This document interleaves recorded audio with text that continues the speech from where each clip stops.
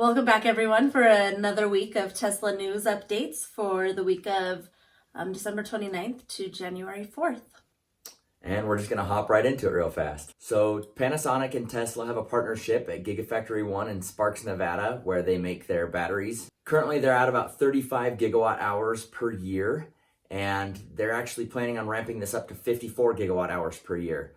This is actually a pretty big difference because at an average size of 60 kilowatt hours on each battery in a Tesla car, this works out to be about 300,000 more cars that can be produced just with the increased cell production. Part of the latest software update is anytime you want to save dash cam footage, you can honk and it'll save it. And that happened to be pretty useful this week as a Model 3 driver was on the freeway and a hammer came up and hit the Model 3 window. So keeping on the subject of Model 3s, there's a car reviewer on YouTube. He's really well known. His name is Doug Demuro, and he went through and gave awards out for 2019. And in this, he gave the Model 3 Performance the award for the best vehicle of the year. The winner of the Doug of the Year award, the best new vehicle I tested this year, it wasn't even hard to figure it out. That would be the Tesla Model 3 Performance. This car is not only the best car I've tested this year, but it'd be on a short list for the very best cars of the modern era.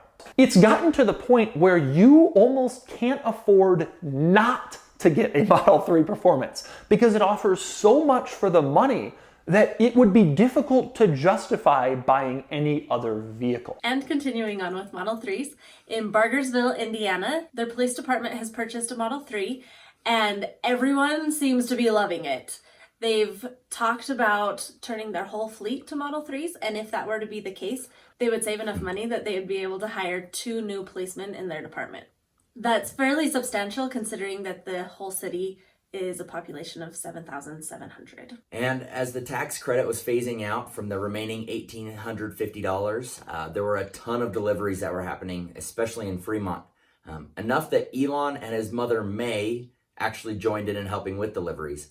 There was a report that came out from Tesla right afterwards for the fourth quarter numbers, and Tesla just knocked it out of the park this year. So this year they were planning on hitting at least 360,000 deliveries, which would have meant that they would have to do 104,500 deliveries just this last quarter.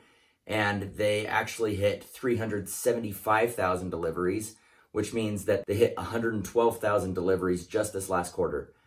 One of the reasons that this is so impressive is because this is a 50% increase year over year from 2018 to 2019. And in the same letter, they came out and said that they have Gigafactory 3 in Shanghai that already has 1,000 Model 3s ready to be delivered to non-employees starting on January 7th.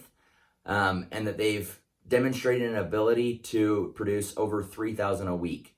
The reason that is significant to start on January 7th is that's actually exactly 1 year from when they broke ground on that site. So this last week there were a bunch of Model Y spottings, a bunch of different colors. So now we've seen at least black, blue, red, any other colors? And a couple whites. And a couple whites. So far, I think my favorite is the red. I am a huge blue fan.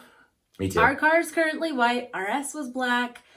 But anytime I look at the pictures, I just really love the red. Okay, so one of the Model Ys that was spotted had a cover on it. It appeared to be a Model 3 cover because it looks a little tight. You can see that in the picture. And it also doesn't go all the way down on the vehicle. The person said that it appears to be about 65 inches tall. So that would be about 8 inches taller than the Model 3 and about 1 inch shorter than the Model X. So it looks like it's going to be closer in size to a Model X than any other version of a Tesla that's currently produced.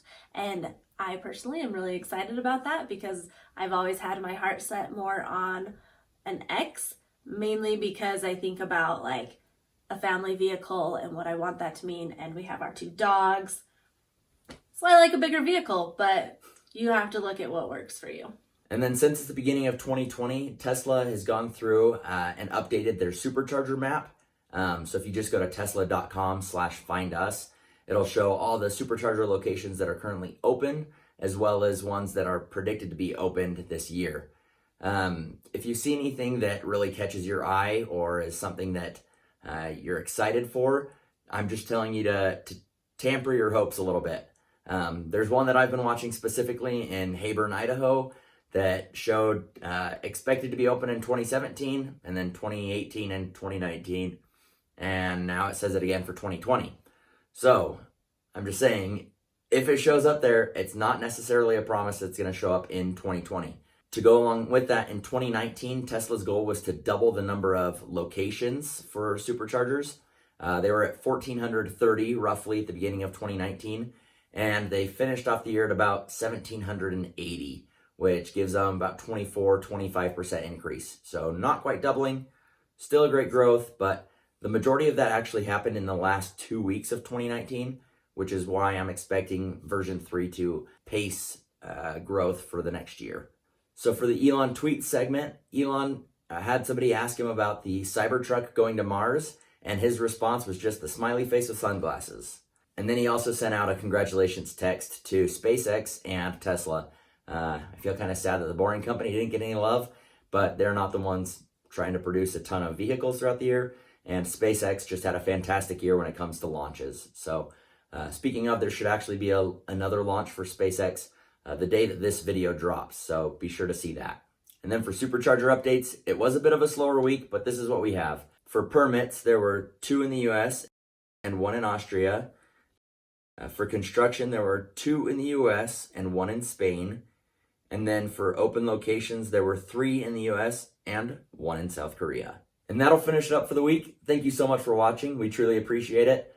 Please like, comment, and subscribe. If you have any questions, please let us know down at the bottom. Hopefully we'll be able to get Kelly back into a few more videos.